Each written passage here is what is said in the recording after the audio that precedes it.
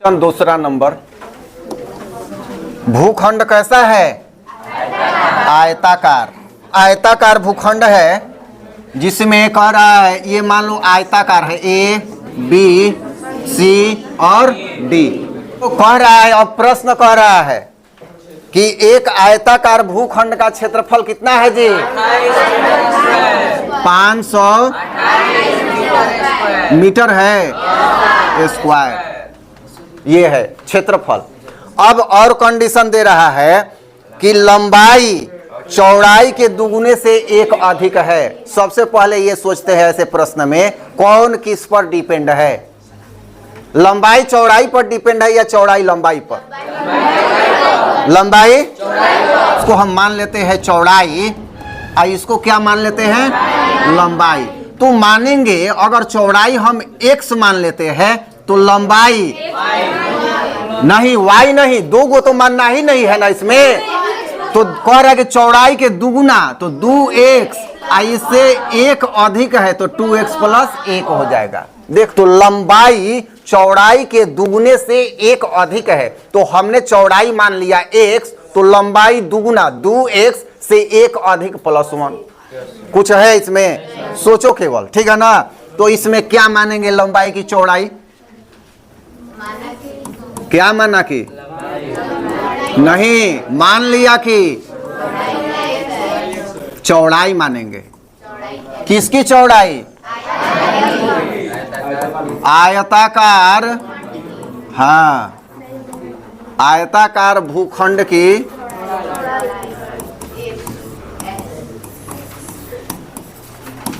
चौड़ाई कितनी है? x मीटर है। x मीटर यूनिट दिया है क्षेत्रफल मीटर स्क्वायर में, तो x मीटर है। जैसे ही हम चौड़ाई x माने तो लंबाई दुगुना से, तो 2x एक अधिक है प्लस 1, कोई दिक्कत नहीं है।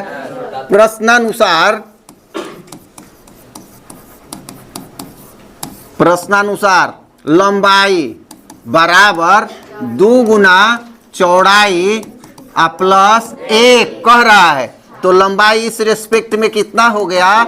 2x प्लस 1 हुआ कि नहीं हुआ? बोलो। अब आयत, ये जो है आयत का क्षेत्रफल क्या होता है? लंबाई गुना चौड़ाई। सीधी सी बात है, आयत यहां लिखेंगे लंबाई गुना चौड़ाई बराबर आयत का क्षेत्रफल। आयत का क्षेत्रफल बराबर लंबाई गुना चौड़ाई होता है। तो लंबाई कितना है? 2x प्लस 1, चौड़ाई कितना है? x बराबर 528। गुणा कर दो इसको इससे, 2x स्क्वायर प्लस x बराबर 500, तो क्या हो जाएगा? हाँ, 2x square plus x minus 528 बराबर 0। और कह रहा है कि इतना ही करके छोड़ देना है, केवल समीकरण बना के छोड़ देना है, तो हो गया, बन गया। समझ में आ रहा है सबको? क्वेश्चन 2 क्रमागत धन पूर्णांक। क्रमागत कौन कौन बता पाएगा? हाथ उठाओ तो। 2 क्रमागत धनात्मक पूर्णांक बोलो। x और दूसरा x प्लस 1। बैठो। x क्रमागत धन पूर्णांक नहीं है। x का मतलब क्या? x का मतलब -2 भी हो सकता है। क्रमागत धन पूर्णांक अगर बात करें तो एक 11 लेंगे तो दूसरा 12 हो जाएगा। समझ में आ रहा है ना? अगर 105 है तो 106 हो जाएगा। अगर 3 लेते हैं तो अब क्या हो जाएगा? तो ये सब क्रमागत होते हैं। क्रमागत मतलब ठीक उसका अगला, पहले तो ये समझना है। तो यही कह रहा है कि 2 क्रमागत धनात्मक पूर्णांक का गुणनफल 306 है, यही ना कह रहा है क्वेश्चन। तो उन धनात्मक पूर्णांक को ज्ञात करें। तो 2 क्रमागत मान लिया कि यहां पर मान लिया कि पहला क्रमागत धनात्मक पूर्णांक क्या है? कुछ भी मान सकते हो, x y z ABC कुछ भी, ठीक है ना, x है। लेकिन जब x मान लिए हो तो अगला है, तो दूसरा क्रमागत धनात्मक पूर्णांक क्या हो जाएगा, x + 1। सीधे एक एक बढ़ रहा है, यहां भी एक बढ़ेगा, y जो माना है y + 1 होगा। समझ में आ रहा है सबको? ठीक है। तो अब प्रश्न कह रहा है कि दोनों का गुणनफल क्या है, दोनों का गुणनफल है 306। तो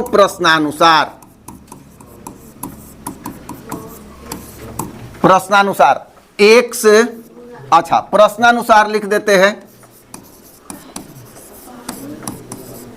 पहली क्रमागत संख्या गुणा दूसरी क्रमागत संख्या बराबर 306, ये आ रहा है।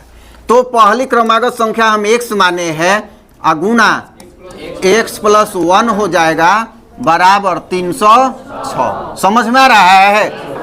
तो क्या हो जाएगा, x² + x -306 बराबर 0। ये हो गया आंसर। कर रहा है क्वेश्चन, रोहन की मां उससे 26 वर्ष बड़ी है, उनकी आयु का गुणनफल अब से 3 वर्ष पश्चात 360 हो जाएगी। हमें रोहन की वर्तमान आयु ज्ञात करनी है। तो अब ये लग रहा है कि ऐसा तो कई क्वेश्चन बना है, लेकिन उन सब क्वेश्चन में क्या था, हमने रोहन का अलग और उसकी माँ का अलग आयु माना था। इसमें एक ही आयु मानना है, केवल रोहन का। तो इसलिए ये थोड़ा सा कॉम्प्लिकेटेड जरूर होगा। तो एक बात बताओ, हो जाएगी, एक मंत्र दिया गया था, हो जाएगी में उम्र जुड़ेगा कि घटेगा? ठीक है। तो रोहन की आयु हम मान लेते हैं। सबसे पहले मान लिया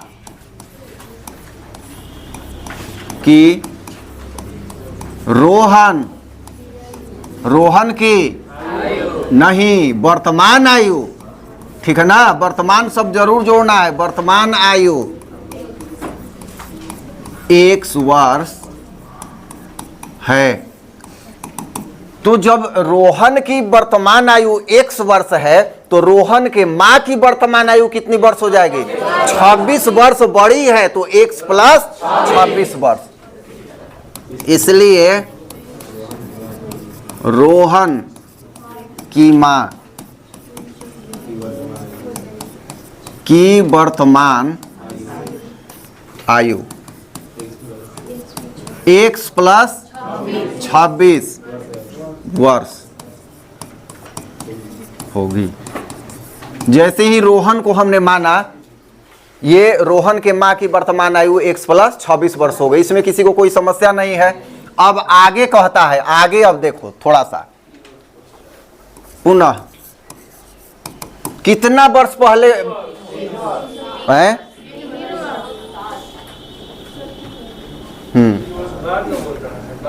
हाँ, 1 मिनट पश्चात, ठीक है।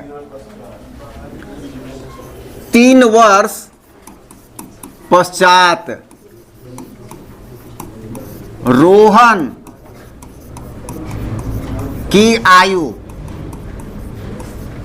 अब कह रहा है कि हो जाएगी मतलब जुड़ेगा, तो रोहन की आयु बराबर x + 3 वर्ष। किसी को कोई दिक्कत है तो बोलो।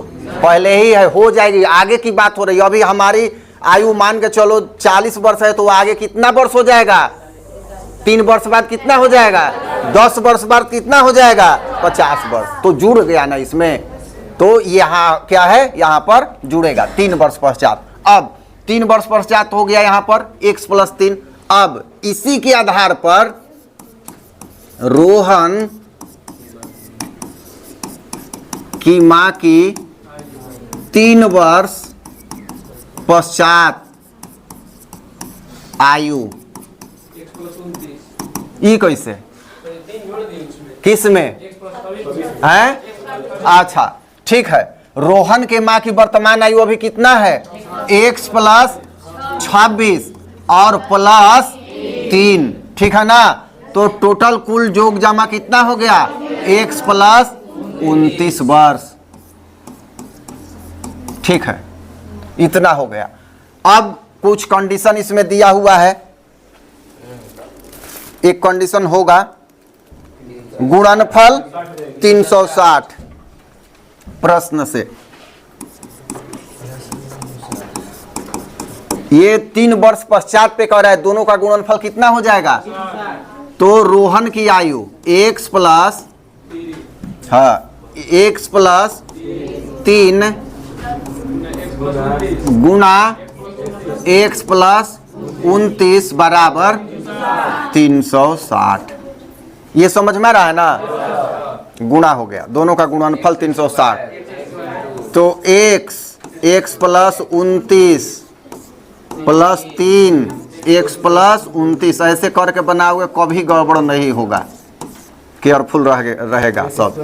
x स्क्वायर प्लस 29x, हाँ 29x प्लस 3x प्लस 87 बराबर 360, ठीक है।